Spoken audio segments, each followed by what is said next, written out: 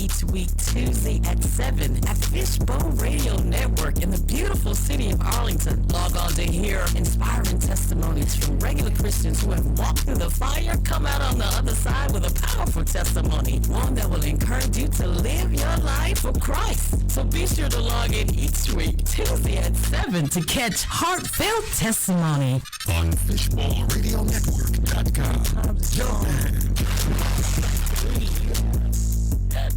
Hey, this is Syida Johnson. Welcome to Heartfelt Testimony. Good evening, good afternoon, everybody. It's just good to see everybody tonight. We're running a little, just 7 minutes. That 7 minutes keep coming. That's the number of completion. I think it is, Kevin. We done. It's time to work. It's time to work, right? It's time to work. It's good to see everybody. Thank you so much for joining us tonight. All of my Facebook friends and family, and then, of course, all of my Fishbowl people. Hey, what's going on, y'all?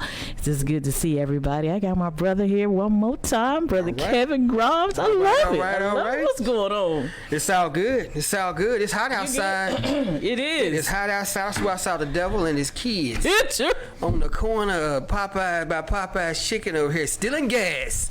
I think they were stealing gas. No, they weren't stealing gas. Because gas is $6. $6.89. I saw $6.89 about 4 times. I had to blink. I thought we was like making it.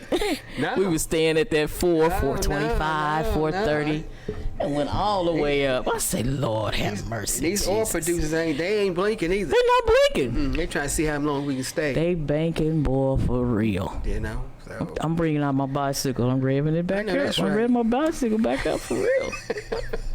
I'm not playing.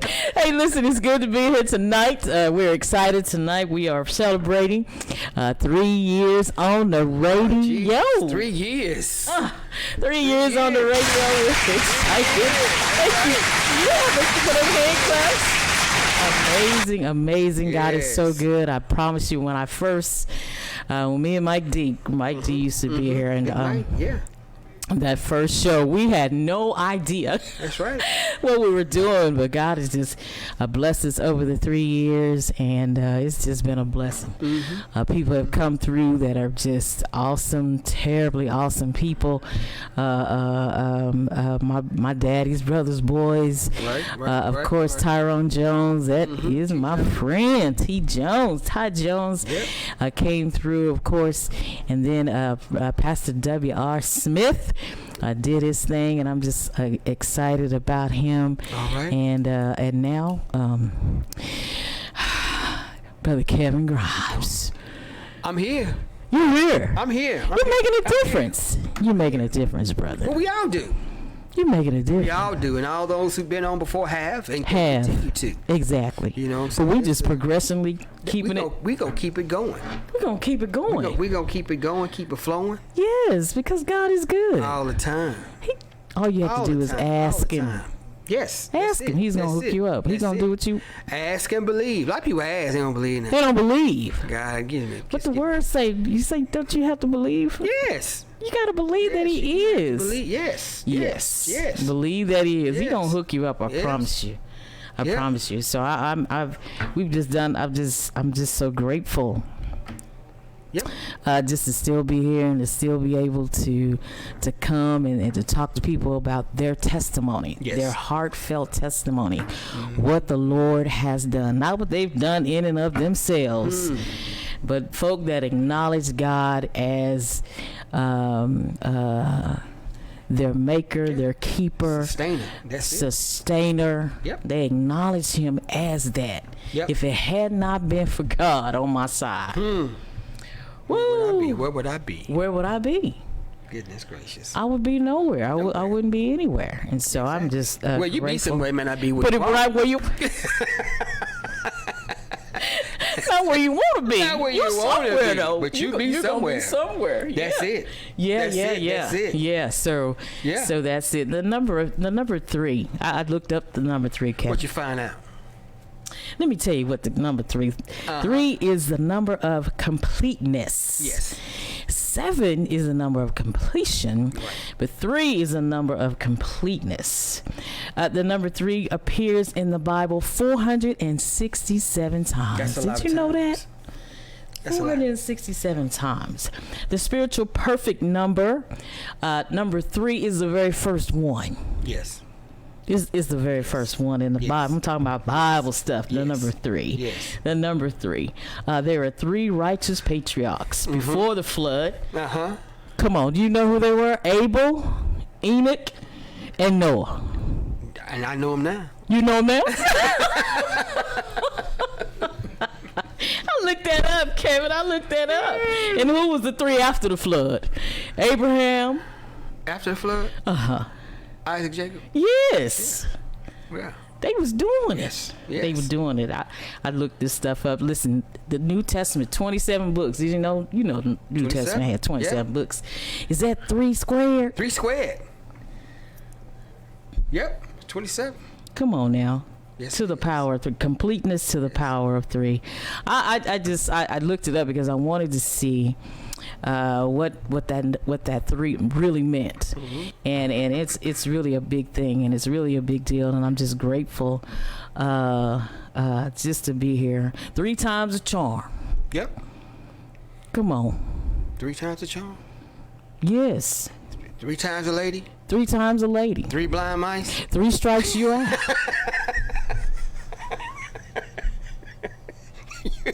Three's coming. Look, the triple threat. The Trinity. Come on, the Come on, the Trinity, Yeah, Father, the Son, and the Holy Spirit. Exactly. Come right. on, the Trinity. Yeah. 3 is a very, very important number, and I'm just grateful. I'm just grateful. Heartfelt testimony for Fishbowl Radio, for them just wrapping their arms around me and just loving me and teaching me. Thank you, Sammy, for teaching me what you know, and for the guys here that help us put this show together week after week. Thank you so much. I wanted to get that out. And and to all of you who said thank you to me on Facebook, man, I so appreciate you guys. I got some people saying thank you. You got some folks. Yeah, saying congratulations on Facebook. Preston Dixon, Pastor Preston Dixon, says thank you. I'm grateful for him. I grew up with him, and he is now a preacher of the gospel, and he does such a great job. He funeralized or eulogized my friend Harry Spivey over the past weekend, and just did a great. He had ABCs. I gotta let you hear that ABC. Check that out. This dude right here. I say, oh my goodness, it was really amazing and very encouraging. He just did a great job. My cousins, Cherry, just doing just thankful for her and saying thank you. So I'm trying to cut this down. And so Esther Porter, hey Esther, Esther Porter's what's going on? Thank you so much for watching Heartfelt Testimony. Wow, man, that's what I'm talking about. So we're just having a good time. All right. But tonight, is this a continuation of last week? Yes. We were talking about kids surviving at school. Yes. Right. Yes. We're talking about the Uvalde situation. Yes. They had many funerals this past weekend. Right. Several funerals for those children who have passed, and I believe there are a few more to come as well. Right. Distressing situation. It really is. Not minimizing anything about what happened. No. At all. It is a tragic situation. Yes. We talked a little bit about gun violence last week as well. Exactly. And some of the reasons why a lot of things happen. I think we need to be candid and upfront about what we truly feel about guns as a country. As a country. Do we really need semi-automatics? Well, that's the question, and a lot of people want, the AK-47s, or a lot of these combat rifles. They want them. All these long guns. They want them off the street. Exactly. Or they want them to be limited. I know our Congress is in session, and has been in session for a minute. Discussing. New gun law legislation, right, and how they should go about doing that. A lot of people, believe it or not, don't think there's anything wrong. They don't think there's something wrong with the gun laws as they are in the country and the nation. Of course, we do have a Second Amendment rights, but it's up to states. And I think people don't understand that states' rights, which is Amendment number 10 of the Constitution, right, determines how states go about regulating their own gun laws. Right, exactly. And so that tends to be an issue. I got you. We sometimes overlook. Mm-hmm. So you might have the right to own a weapon, right, according to Amendment number 2 of the Constitution, but how the state goes about who can sell, okay, who can buy, all right, and what age that is, that's determined by states oftentimes, and I think we overlook those things. Mm-hmm. So it's up to our current, federal and state legislators to make a push to pass legislation that's going to protect. I got you. What that looks like. I don't think they'll ever be. We'll always have guns in this country. I think so too. I mean, that's not going to stop. That's kind of our moniker. That's kind of what makes us who we are. And it's. I don't think that's a good reputation to have per se. Yeah. Especially when they're used in such destructive ways. Exactly. Exactly. So, I mean, it is a serious dilemma. Mm-hmm. But these have been issues that have been discussed for a long time. A long time. It's sad that it takes a monumental event. Exactly. Like what happened in Uvalde and what happened in Buffalo. Come on.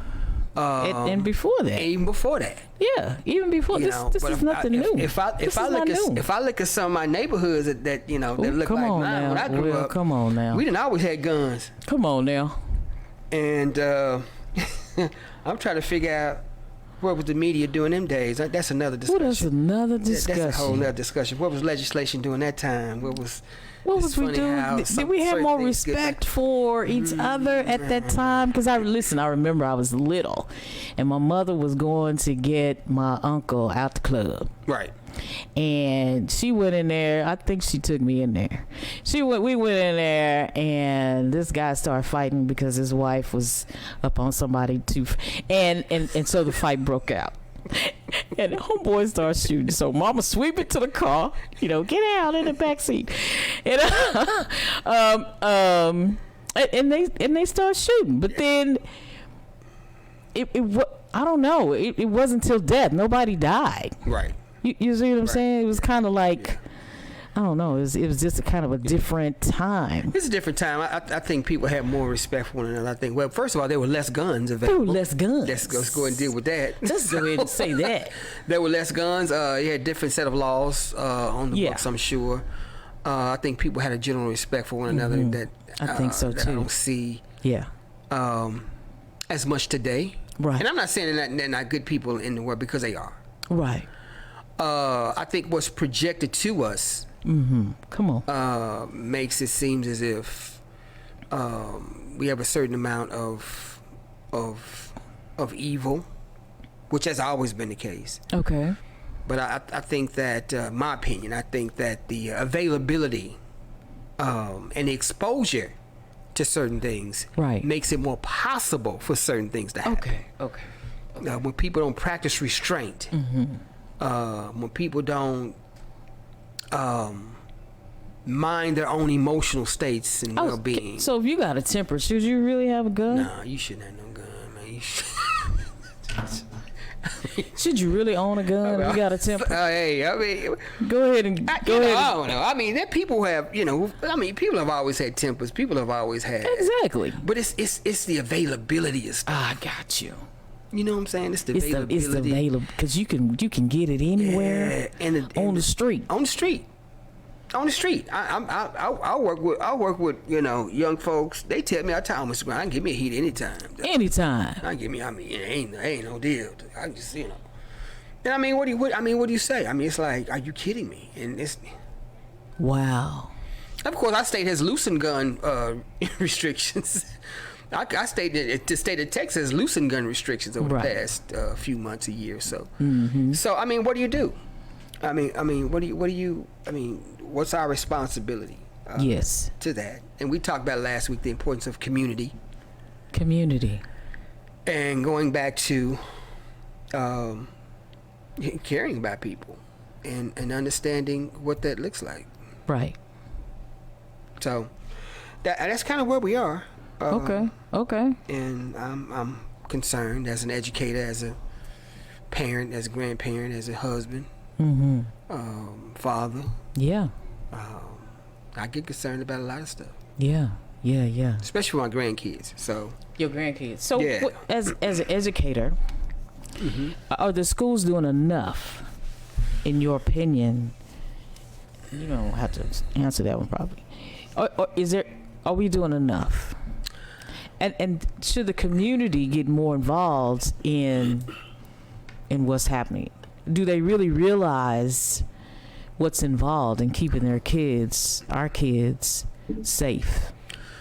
That is a very, very good question, and there's a multi-layered response. Okay.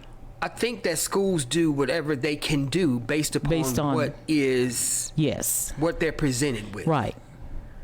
A lot of times we are more reactive than proactive. Okay. So let's I look at it like this. So if a school district decides that their schools are going to have guards at every door. Okay. If they decided they're going to have plexiglass windows on every window. Right. Let's say prior to Uvalde, right? That the state mandates they're going to be a guard at every door, covering every perimeter, plexiglass windows. Come on now. Barbed wire fences. What you say? Somebody gonna holler, kick, and scream. Somebody gonna holler, kick, and scream. About why we got to have so many guards. What's gonna happen at my school? Oh my gosh, is it that bad? So I mean, it's kind of like, if we do it, cool. If we don't do it, then that's a problem. Right. So again, we're typically more reactionary.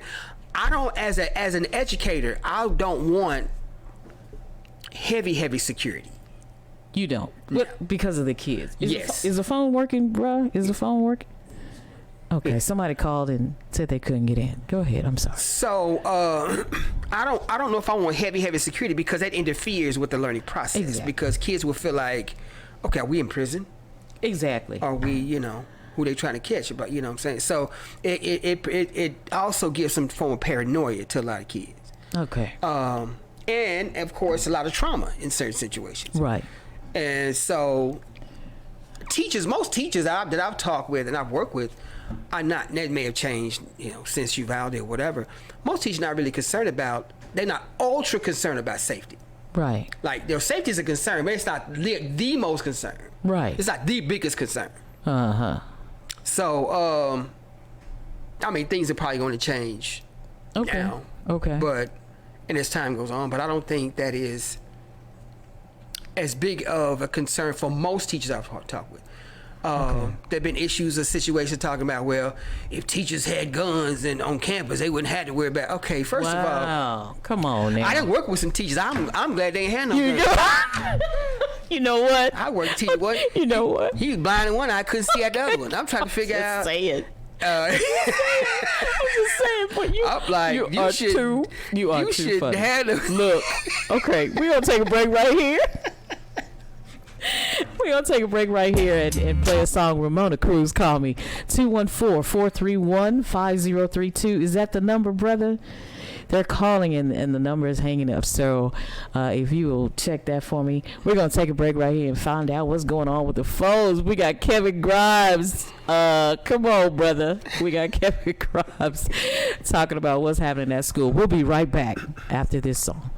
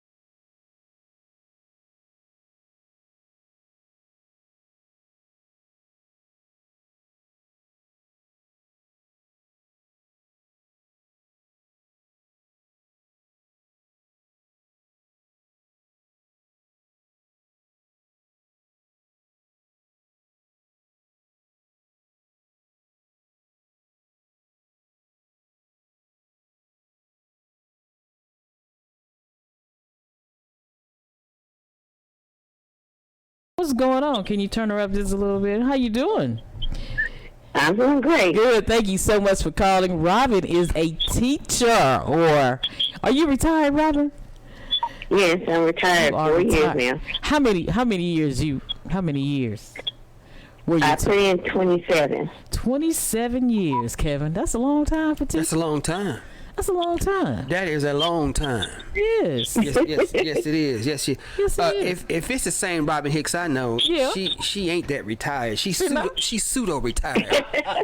She act like she retired. She ain't really retired, man. Somewhat. So what questions do you have? You know you're always gonna be a teacher in that always. That's what I'm talking about. That's what I'm talking about. Sis, that's what I'm talking about. That's all right. You got some questions for Robin. Yeah, Robin. I know you were in the district for quite some time, and we, of course, have experienced a lot of things over the course of the time we've been in a part of education, and specifically public education. Yes, come on. So, how have you seen things change from when you first started until now in response to issues of safety? Well, when I first started, the doors were more open. People could come and walk in. The doors weren't locked like they are now. The parents were able to come up and visit the kids without having to do a lot of going through the office and stuff. But as the years progressed and things changed, they started putting other things in place. Some were locking all the doors. And you could only go in, anybody could only go in through the front door unless they were a teacher and had their key. We had to teach the kids not to open the doors, not even sometimes to other kids, because of the fact you just never know if an adult is standing around them. Right. And then they went into doing all the drills, what they call it, shelter in place, where you had to lock your doors. Well, it depends on different ones. If they feel that the person is inside the building, they make sure you lock your doors and you stay in your room. Right. Other, you can be locked inside the building where no one goes out. Gotcha. And then you had to, when you were in your room, you had to be in a place of invisibility. Oh. So even though that person, if they came to your door and pulled on the door and they said they were somebody else, even the police or whatever, you did not move because that could be that person with the roof to try to get you to come open the door. Gotcha. And they didn't want you turned off your lights and you like they said, you were in a hidden spot and you were quiet and you didn't open the door. You never opened the door. Your principal came around. They would open the door and put their heads in and say things to you, but you still didn't really move until they actually did the announcement saying it was over. Okay. Because that could be because you never know if the person had the principal by gun and going in the room. So they just automatically just jump up. Right. And then they went to do the locked doors, like I said, but then now they have the cameras on all the doors. And then they also put in what they call the double door. The newer schools automatically had the two doorways. It was glass doors. You had to go through one, and that door had another door to go to the office, or they built you in straight in through that way. But you never could go straight into the school. Now, because my school was older, they just built the extension, and they had the camera and a speaker system where they had the build in, and then they had the door where they would build in, and they go straight into the office, and then you can go to the next spot. So that's where they were trying to, change those things. Right. And So is that on the front door you're talking about? Those double doors? Is that the front door? Yeah, it's the front. It's the front. Well, the front door mostly. We had like one other door that had a double door. It just depends on your campus. I got But you. most of them, the other doors are most single, but the front door is the main one with the double door. Yeah. But like I said, that's glass. So if somebody, it depends on that person. If they want to do something, they could, it's not bulletproof. They could do things, but, Right. That's maybe something they could do now is make sure all those glass doors are bulletproof. Right. Exactly. Mm-hmm. That's it. So, what was one of the, I guess, most unsafe situation that you've seen while you were working? in terms of a potentially dangerous situation? Unsafe situation. Yeah, where you actually felt like somebody was. Well, we had times that we did get locked. We got locked down because somebody was in the area. But it depends on, how quickly they get that message to people, because it was about the time school was letting out. Right. And so that sometimes it could be an issue, which, we're all outside when we actually dismiss, if that kid is being picked up. But we did go to different security with that, as far as parents had to come up with a tag that we had for them that had the kid's number on it, and you had to show that to get your kid. Right. Even if you drove in a car, they did that. But that was the only time that it could be an issue if it happens at the very end of a day, where kids are already walking out. Trying to get them back in if something happens is a different. Yeah, that's a difficult. I would say difficult, but that is a prime time to where if somebody wanted to do something. Yeah, it's probably gonna be like when school first starts, like folk coming in. I got you. Or after school is out. Those would be prime opportunities for folks to do anything, because you got kids sometimes, all over the place. Unless you got staff on their duty posts. Oh. And watching what they're supposed to do. Oh, so and not having no little chit chats and conversations. You know what I'm saying? Right. That's true too. You have to have your people on point. Yep. Yeah. And try, when there has been things, we have gotten kids moved into place where they needed to go as fast as you could, but it's a chance. It's a chance you take, but most, and then all the teachers have gone through training. Basically, most people will, if a teacher, they're going to put their lives ahead of in front of the kids. So they always going to try to protect their child. Yeah. So if they have to take the bullet for them, they will do it. Yeah. And no teacher wants to take a bullet, but they're going to protect the kids first. Right. If you were still in the classroom today, what would you like to see change in terms of safety, or having a safer campus? It kind of depends on your campus. Okay. Because on the elementary side of it, a lot of it has been done, and it has to be more. Well, probably have to have somebody more monitoring. Right. Not just you have the cameras. But are you really monitoring the camera? Yeah, right. And then have somebody on those halls just to make sure that nothing is coming in that shouldn't be coming in. Right. Gotcha. And that's what they might not do as much. Now, high school and junior high, that's you definitely have to be on point, because the kids will let folks in a minute, and they different stuff, letting stuff in through windows. So you really have to have a lot more security on the junior high and high school point. Yes. And you really have to, like you said, have somebody. You have to have those cameras, and not just something there and you're not monitoring it, because you got to be on point monitoring the situation. Right. Right. And then really talk, and then just kind of talk to your community and try to make sure if they, make them feel at ease to come in and talk if they ever hear of something of a kid or some person talking about doing something. And maybe have it where they have a hotline where people can call in, more so feel more anonymous to do it or whatever, because these kids, like that guy did, he actually posted some things before he did it. Right. And some people was really ignoring it, and we got to be more vigilant in the idea that we need to pay attention to these people. Everybody's not joking. No, this is true. And let me ask you this question. And nowadays there's so much going on, we should really be looking at those things a little bit closer. Right, exactly.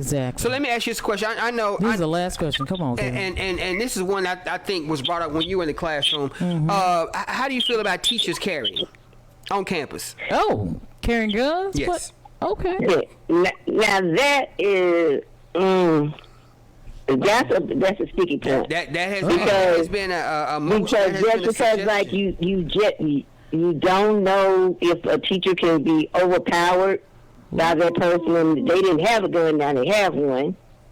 Whether it's a man or a woman, it don't matter. That person can overpower them. Right. Or a student somehow gets, Right. Because the issue too, because if you're gonna have it locked up in your classroom, right. If a situation comes down, how much time do you have to go unlock it and get it? That's a good question. That's a good question. That's good. Very See, good. I don't think people think about those things. By the time you get it, the situation is gone past. You can never tell. Right. That's exactly right. Yeah. And I don't think people think about those situations when it comes down to I have more concerns just with teaching, right, as opposed to right. If I got to teach it across the hall, I know she has the right and opportunity to have that weapon. I'm like, no, You don't even want to teach next? No, I'm not. No, she might pull a Barney Fife or something. She might get mad at you, huh? She might do a Barney Fife and shoot herself with You think she might? Yeah.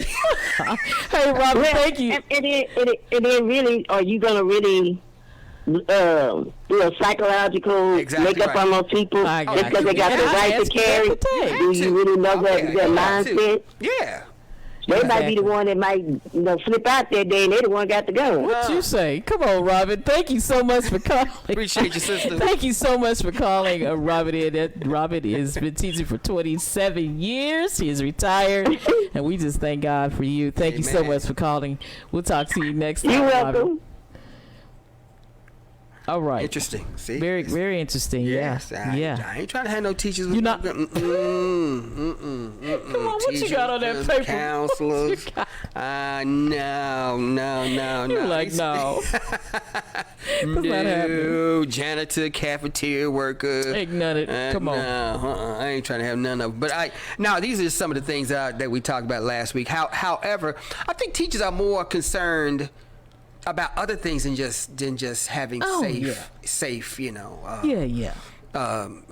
school or beefing up the safety in school. Right. We still got to be concerned about test scores. Come on.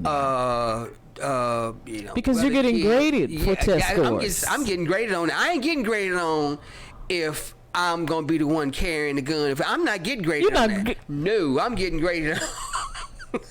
That doesn't affect your money at all. That ain't. Come on. No. So things like a student's IEP, making sure students have standards. Right. The education of kids, making sure that I put myself in a better situation to teach kids by extending my own education. Exactly. Make sure I have enough PD hours. Right. Professional development hours.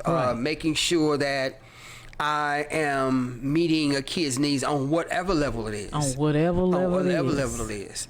And of course, the money is an issue. I ain't gonna lie. The money is concern, and it's gonna be more of a concern now with as many situation we have. I mean, COVID's still out there. Right. That's bigger than any gunman. I think in this situation. And a lot of teachers are not returning. A lot of teachers are not returning back to campuses because of COVID. You're talking about 1 million people. Yeah, and that's a lot of folks. That's a lot of people. That's a lot of folks. So then you get these people who think, well, I ain't got nothing else to do, so I just teach. Okay. That's not a good thing. I'm just gonna teach. If you are a heartless teacher, then find something else to do. Go work at Starbucks, be a barista. What you mean? I don't know. Just they got good compensation. Starbucks. Don't think I ain't thought about it. They got stock options. Do they? They got it. I serve some frappuccinos, some lattes. Wow. Okay. But there are a lot of concerns that teachers have, and safety is just one of those things that is added to the pot. Exactly. So we're gonna. So Kevin, what do you want? What do you want the community to know? I want the community to know, one, you got to get involved. You got to get involved. A community is where people have a vested interest in what happens in the neighborhoods in which they live in. Exactly. All right? Neighborhood is just part of the community. It may be a community itself, but it's part of the community. If people don't feel a sense of belonging in the community in which they live, right, they're not going to be vested in a lot of things that happen, and education is one of them. Right. So getting people involved as much as possible. Parental involvement is highly important. A lot of parents think, okay, my kids in junior high and high school, they don't want me coming to parent-teacher conference night. Come on now. You need to show up at the parent-teacher conference. PTA. You need to show up at the PTA Come meeting. to the PTA. You need to show up at what we call site-based decision-making teams. You need to show up. That's the day. You need to show up at school board meetings. Oh my goodness. You need to show up in a lot of different situations. So you need to show up at the elections. Don't have the children, but the children live. You are still a part of your community. That does not abdicate you from being a part of the community. And matter of fact, even more so a part of, because those people still live in your area, in your neighborhood. Right. And I think, as it pertains to our participation, I'm mainly talking about black and brown folk. Come on now. I think we ought to be more vigilant about what we do and more informed. Right. I mean, our kids are no less important than anybody else's. Exactly. And sometimes we just need to figure out how we can be involved. So I think if we get with our community leaders, right? Pastor Preston Dixon is a community leader in the Dalworth community. Right. And he is big. He is seen. He is visible. Yes. He has a Juneteenth celebration every year. He's in the community. People know him, even though he preaches out of the country. Right. But he grew up, and it still comes back to the Dalworth community, even though that community is changing. Yes. It's not black. It's not black anymore. There are more Mexican Americans, but he's still is committed to that community. So if you talk to one of your community leaders, they can get you involved. Most definitely. You know what I'm saying? Yeah, most definitely. Yeah. And if you're not satisfied with what your community leader's doing, won't you run for leadership? Won't you go on and run? Exactly right. So a lot of times we spend a lot more in lip service than actual serving. Right. We can complain about a whole lot of stuff every day, but people who are not involved in doing some things and making some things happen, right? Then I would politely ask them to step to the side. Come on now. So it's time out for blaming folks for what did or didn't happen. Right. And it's time to take a little more proactive stance in what needs to happen. Right. And you only know that if you're involved in what's going on. And what's going on. You don't. We can't. We could ill afford to wait for something to happen for us to be active. Exactly. In what we're doing. Exactly. I remember many days, my mom, I didn't care what situation, my mom would show up. What? And she have Olas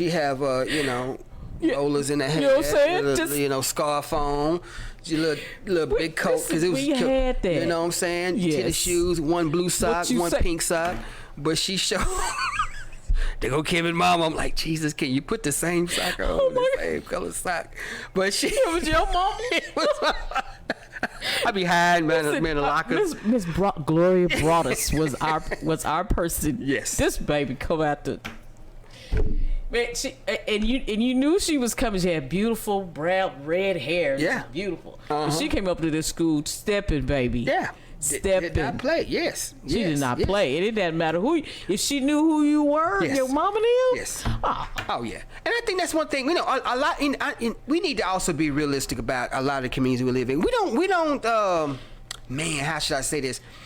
When we grew up, our teachers, principals, preachers, custodians, come on, these folk lived in the same neighborhood. They did. They really did. They lived in the same. So we had no choice. We had no choice but to have a more in-depth concept of community. Of course, due to redlining and some other things, we had no choice but to live in those areas. But nevertheless, we did the best that we could do, and we were proud. We were proud to be a part of. We were proud to be a part. And you recognize, even other folk who live in certain neighborhoods, you knew who they lived based upon the communities they lived in. And it's like, the churches were more unified. A lot of us, now people, they live 20, 30 minutes away from their congregation, and they don't serve the neighborhoods and communities in which they live because they don't live in those communities. Oh my goodness. So guess what? They have no connection. They have very little connection with those areas. Exactly. My mom was like, don't you embarrass me. Because if you embarrass me, I'm going to embarrass you. I'm coming up to that school. But I'd be like, you embarrassing me with them socks. You get.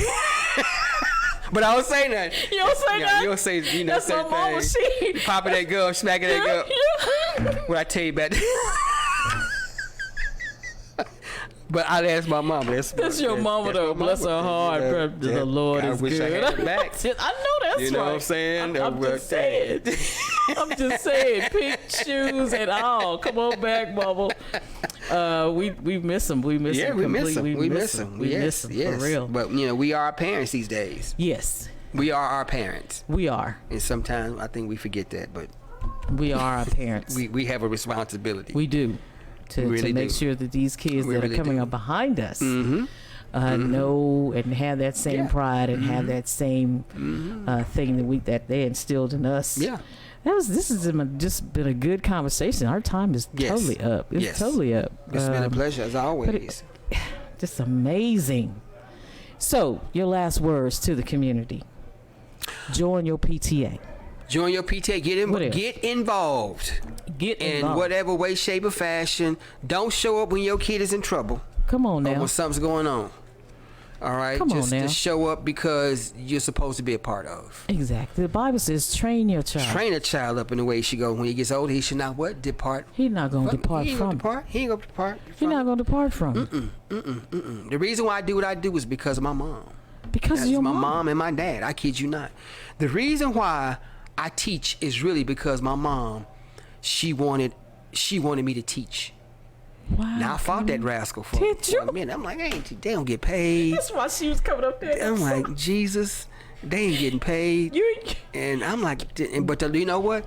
I've never missed a beat. That is amazing. God has always provided. Oh my goodness. He's always provided. He's always provided. Because my job is a job of service. Yes. It's a job. Money gonna come. If you love what you do, money gonna come. It's coming. God gonna always take care of your need. He'll always supply. Oh my goodness. That's it. Never have I seen the righteous forsaken. On my what? Or his seed begging bread. Come on now. No. That's a word. That is the word. That is the word. That's it. And God's never gonna leave us. He gonna give you what you need every time. Bless the Lord. I love it. Yes. I did not know that. That's cool. Yep. Because of your mama. Because of my mom and my dad, but my mom in particular, because she spoke that. She spoke it. See, when you speak certain things, it illuminates 10 times. 10 times. That's why you need to watch out. You gotta watch out what they say. You gotta watch what you say. You magnify that. You gotta speak greatness and be bold with what you say. Into your kids, into yourself. Yes. My mama said, boy, you can be nothing but a bum. I'll probably be a bum. Today. Just on the street, give me $1. I'm just saying. 50 cents. I'm just saying we need to watch how we speak things to our kids, and even to the people we walk around and we see every day. Exactly. We need to watch what we say to folk. I kid you not. That's a whole nother. That's a whole nother conversation right there. Because we energy. We need to get the energy, man. So I'm looking for another 3 years. What you got? What you got in the tank? You got another 3 years in the tank? At least 3. Thank you. See what I'm talking about? Thank you, God, for them 3 years. I had a blast. I had a blast. Oh my God! It's because of God. Yes. And I always didn't have a topic to talk about until that morning. Yes. You know what I'm saying? Yes. He just downloaded it. Girl, it's been times I'd get in class. I thought I would teach one thing, taught something totally different. Yes. Come on now. Best lesson I ever had. I can't do that every day. Best lesson. Because the principal be walking by, Mr. Grant, that's not in your lesson plan. That's not your lesson plan. It is, but it's not. It is. You don't see it, but it's. But it's there. But they, I love my principals never really mess with me about stuff because they knew I was. Exactly. I was on point. That's our show. Thank you so much, James Sherwood. Thank you so much for listening, and all of you that are on Facebook. It's just been a pleasure on tonight. Come on, like and share. Is my wife on there? I don't know. Dina, you on here? Let me see. I might have to talk to her about this. You need to talk to you. Yeah, I'm talking about that. Don't tell me she. Hey, Ramona. Hey, Jay Woods. Jay Woods is on here. What's up, Jay? Yeah.